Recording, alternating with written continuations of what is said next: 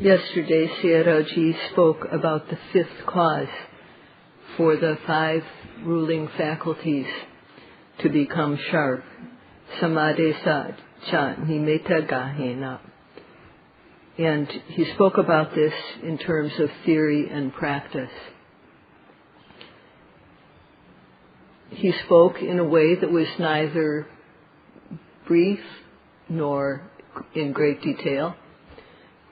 And the yogis who listen carefully should understand clearly the meaning of what was said. Today, he will talk about the 6th cause for the 5 ruling faculties to be sharp.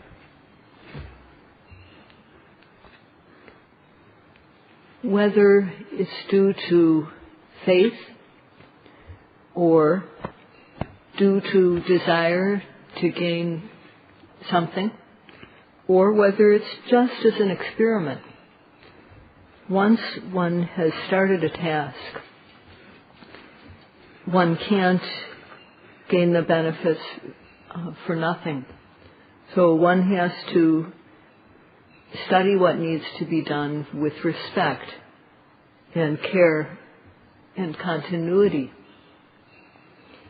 And then one will gain good practice if one works in this way.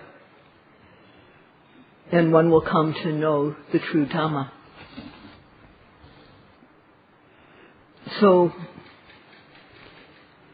when we receive something, if someone gives us something, if the recipient doesn't receive it in a respectful way, or if they don't use what is received appropriately, then it's not worth giving the gift.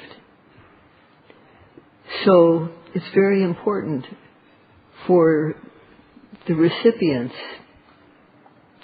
to use the gift respectfully, to receive the gift respectfully, and to use it. In the Buddha's teaching, in Buddha Sasana, there are 3 things. And the first, Bodhi. Bodhi is the most important. And this means knowing or knowledge. So what is known? What is to be known? The truth of suffering. The truth of the cause. The truth of the cause of suffering. The truth of the cessation, the dying down of suffering. The truth of the path that leads to the dying down, cessation of suffering. These 4 things.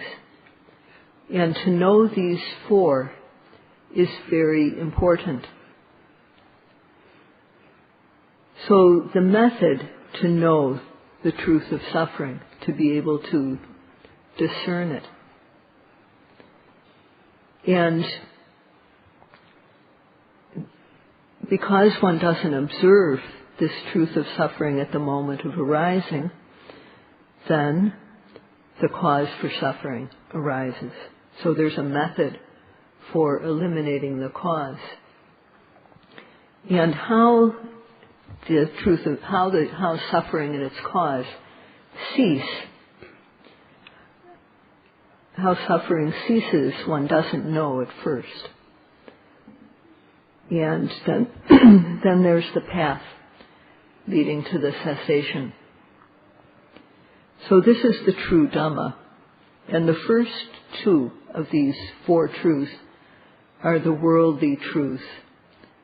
The second 2 are the supramundane truths, the truths that are beyond the world. The worldly truths are evident in one's being, and so we need to research these, we need to study these. The remaining 2 truths have not yet arisen in us, and so there's no need to try to study them. Among the 4 truths, the worldly truths are to be known and to be dispelled. The remaining two, we just need to understand what their qualities are. This is what the texts say, and this is natural. In order to know, first of all, there must be ogaha. That means that one has to hear about, in brief, these are the Four Noble Truths. There's the truth of suffering, the truth of its cause, the truth of its cessation, and the truth of the path leading to it. So that's first. And then there's paripocha, which means to discuss. If one doesn't know about these, then one discusses with the teacher. And giving the Dhamma talks is in the nature of ogaha and paripocha. So it's giving the method in brief. And so is the interview with the teacher. The teacher gives the method in summary, and then there's discussion and a chance to ask questions. So at first this is very important.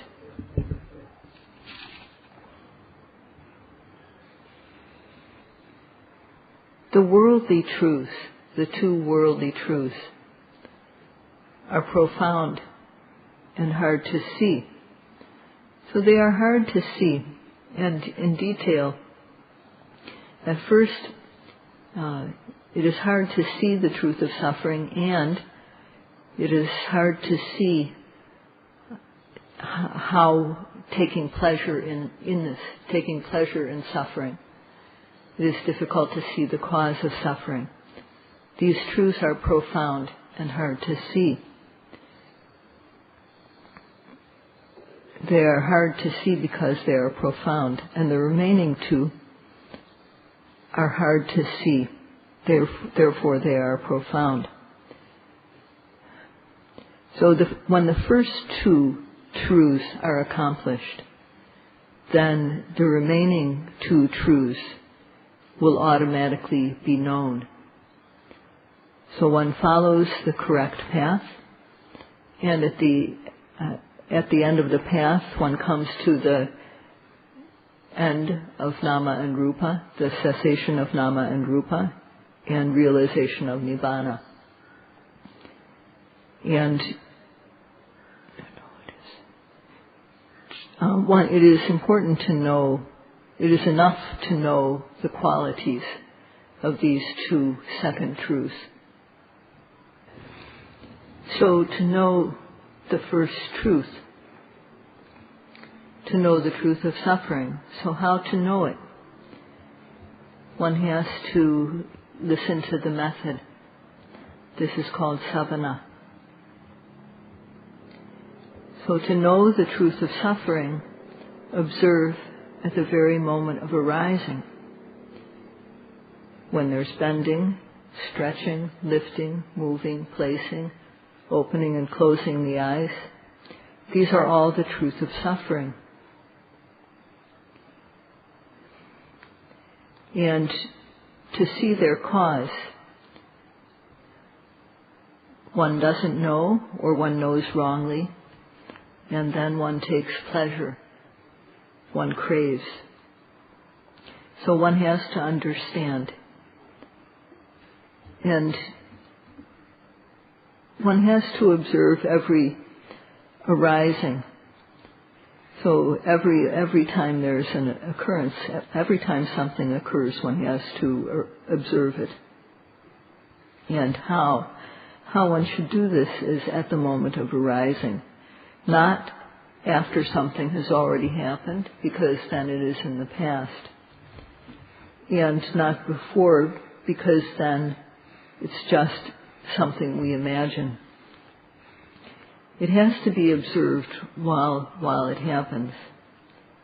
So, and Sayadaw is saying this because he wants people to listen effectively to the talk that he's going to give about the factors of enlightenment, which is the topic for tonight.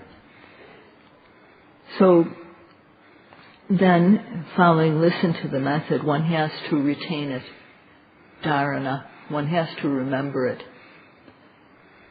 And if one listens to the sound, but then doesn't remember it, then one won't know what is the correct method for knowing the truth of suffering and dispelling its cause. So, if one just pushes aside what is being said, thinking, he's talking about this all the time. Why is he talking again and again about this? One can't do that. So it's very important to receive the gift with respect and use it. So one has to listen with respect to the Dhamma talk. This is called sadhukang savana.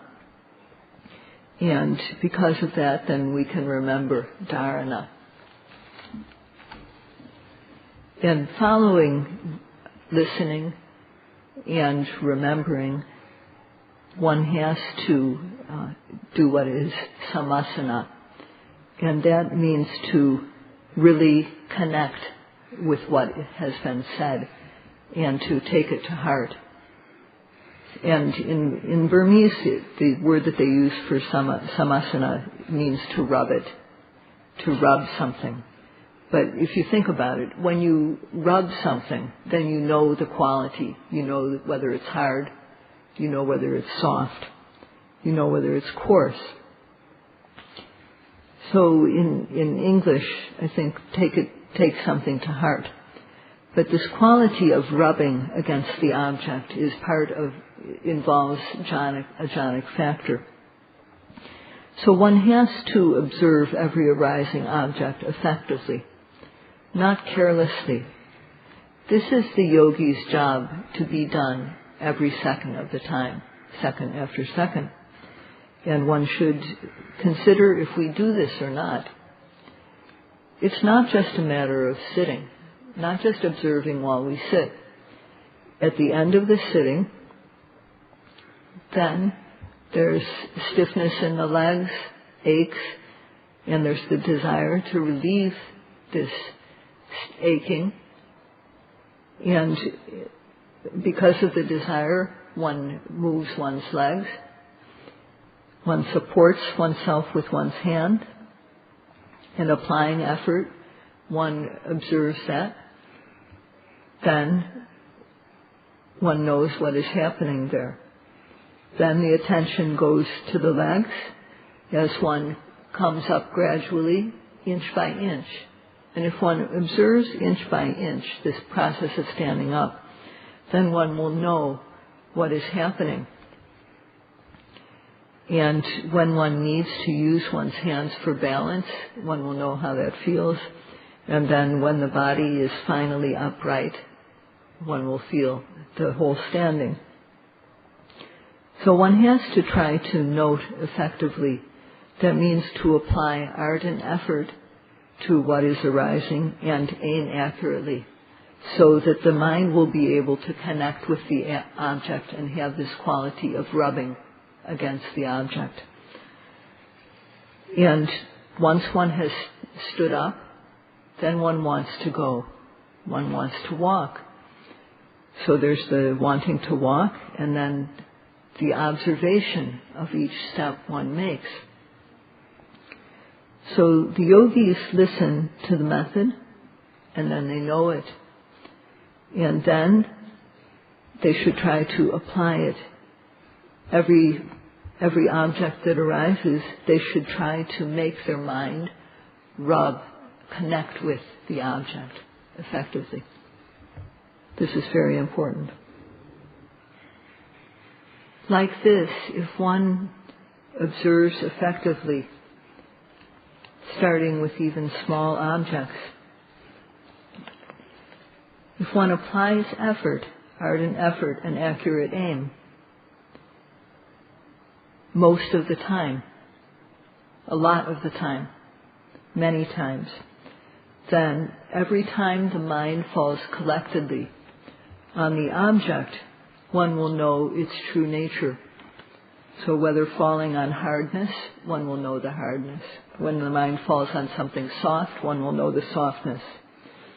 When the mind falls on something coarse, one will know the coarseness. Or something hard and solid, one will know that. Or something soft and flowing, one will know that. One will know thinking, one will know knowing, contact, feeling.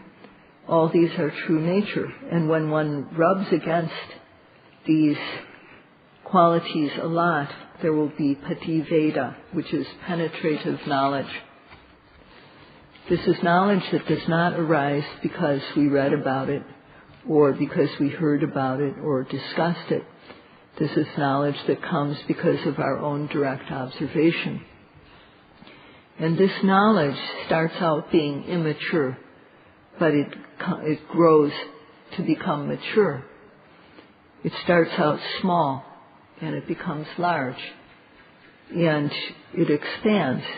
So this is what Paṇḍitā is, penetrating and knowing. So there's sadhana, listening, dharana, remembering, samasana, taking it to heart, applying it, and Paṇḍitā, coming to know, penetrate in a penetrative way. So one reaches that point, and this is not knowledge that is due to reflection or thinking about things. The thing that is known in this way, through Paṇḍitā, every arising, it's known from all sides. It's known completely. And this is indicated by the prefix sam. So this is called Sambodhi, knowing in a complete way. This is not knowledge that arises through hearing, sutta jnana. It's not theoretical knowledge. It's not reflective knowledge, cinta jnana. It's not knowledge that arises because we heard it from somebody else. It is a complete knowledge of our own. And what is known is that whatever arises is the truth of suffering.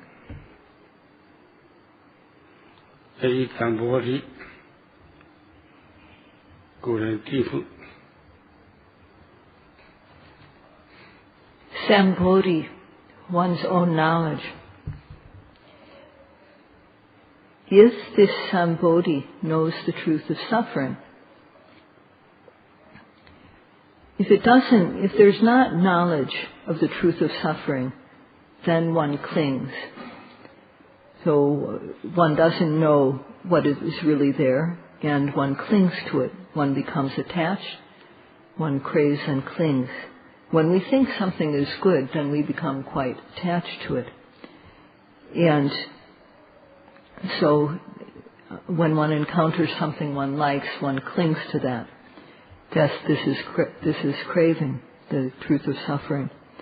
And the truth of the cause of suffering. And if one encounters with suffering on difficult situations, one also craves because one wants to be rid of them. So this can also be the cause for craving to arise. And when things are neutral also, one also likes this situation. So in these ways craving can arise, tanha. But whenever something arises, if we observe it, and if we then know the truth of suffering, because of this knowing, not knowing is dispelled.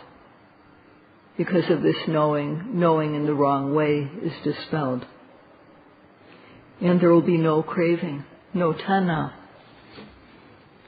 So if tanha arises, When we don't observe, this will arise. And then on top of craving for something, there will be the thought that this is I, the view of self. And on the other hand, if one observes and knows, these will be dispelled, the craving and this view of I.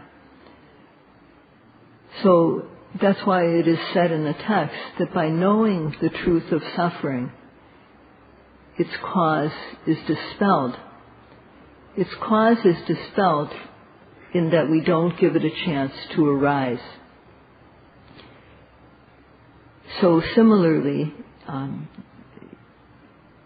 if someone is already sitting in a chair, if one person gets there first and sits down in a chair, then another person can't come to that chair and sit down. There's already somebody there. And in the same way, when knowledge arises for the object that we are observing, then not knowing cannot take place. Not knowing. And knowing in the wrong way also. There's no chance for that to come. There's no chance for craving to arise, tanha. There's no chance for clinging, upadana, to arise. And there's no chance for, in connection with craving and clinging, there's no chance for wrong belief to arise. So none of these things can come when knowledge is there. These are eliminated. At this moment, if we analyze the components, if we analyze what is happening, it's analogous to when light enters, then darkness is eliminated. When one knows the true Dhamma, when one knows what is really there, then avidya, not knowing, ignorance, is ended. It comes to an end. And also knowing in the wrong way, it ceases. It comes to an end. Craving, which occurs because one doesn't know, this also comes to an end. And also clinging, the advanced form of craving. This also comes to an end. So these three, avidya, tanha, upadana, ignorance, craving, and clinging, these are the cycle of kilesas. And this comes to an end. This is nirodha, or cessation. At the start, when we're starting our observation, it's ignorance that is dying down. And this is called tadanga nirodha. This is could be translated as momentary cessation. So in the first part, this is the cessation of avidya. When knowledge arises on the object, then there's this tadanga nirodha. At this moment, the ordinary type of wholesomeness, which causes us to have new lifetimes, which causes existence, this can't arise. And the only type of kusala that can arise at this moment where the kilesas are subsiding, are being eliminated, is the type of wholesomeness that brings an end to our samsaric existence.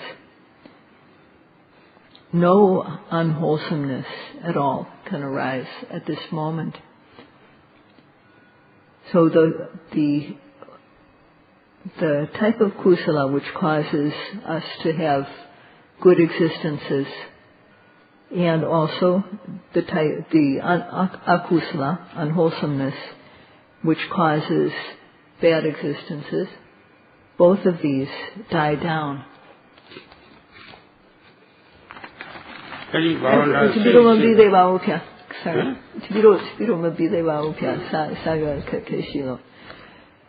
And in that way, the cycle of karma has ended. And because the cycle of karma ends, the cycle of results also, vipaka-vata, comes to an end. Because of knowledge, kilesas, the cycle of kilesas, kilesa-vata, the cycle of karma, actions, comes to an end, and the cycle of results, vipaka-vutta. These all come to an end because of the moment of knowing.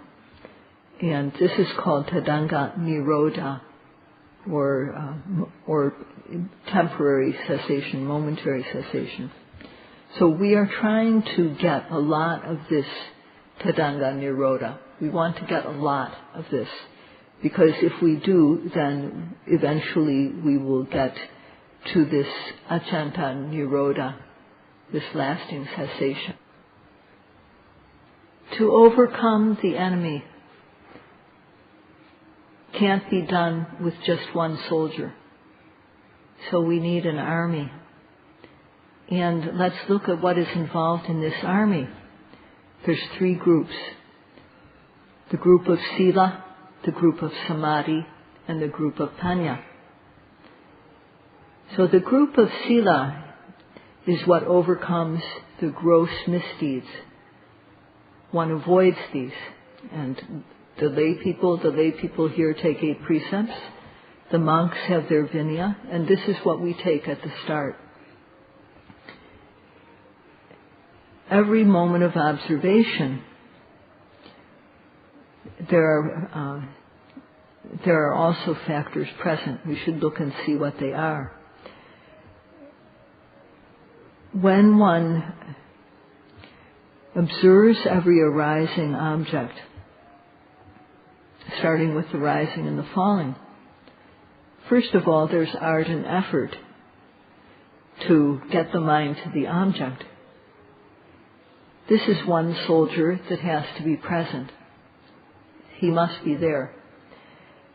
And this ardent effort overcomes extreme laziness and other kilesas, and it opens the path for other wholesomeness, other kusala to come in. Sati follows effort, and this protects the mind so that it is secure. When sati is continuous, then raga, dosa, and moha, greed, hatred, and delusion, can't enter the mind. These are blocked out, kept away by sati. And because of sati, the mind falls collectedly on the object. It's unified. It doesn't go elsewhere.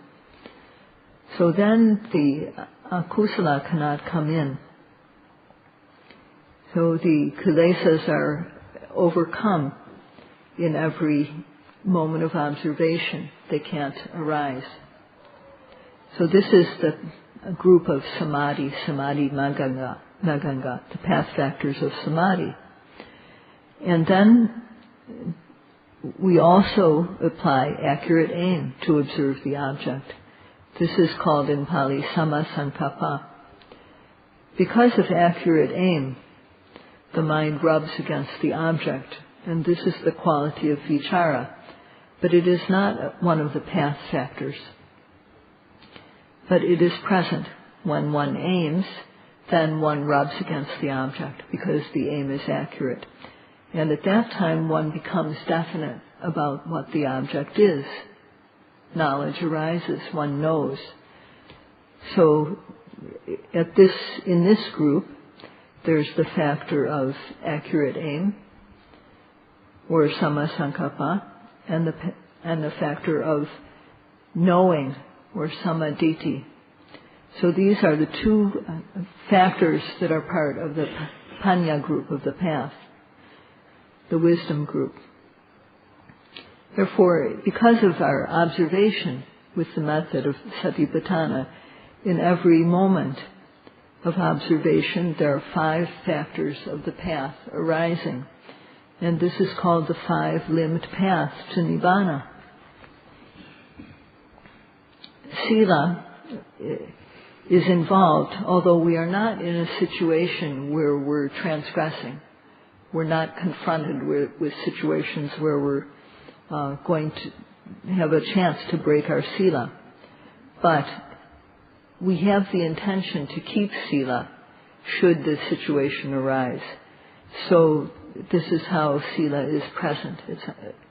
It's present on the level of cetana, intention. So therefore the three factors of the path that involve sila, the sila group, are present. And the samadhi group of three factors is also present. And the panya group, of the wisdom group of two factors, is also present. And this is the path to nibbana. This path is to be developed, to be strengthened, to be enlarged. But at first, this path occurs prior to the noble path. So therefore it is called the forerunner path, or Pobabhaga Magga. It is not the noble path yet, but the yogis are walking this path. So in the application of effort and aiming the mind, sati arises and the mind falls collectedly. And because of the collectedness of the aiming of the mind connects with the object, and there's knowledge. So the factors of effort, mindfulness, concentration, accurate aim, and panya, as well as the sila on a cetana level, these are all arising every second that one observes. So this is what one needs to develop. Every second of observation, this path occurs. And if one observes 60 times per minute, then that will be, if one observes every second, then this will be 60 times in a minute. And in 1 hour, it will be 3,600 times that this path occurs. So this is how one develops the path. One makes it, one expands it, one strengthens it.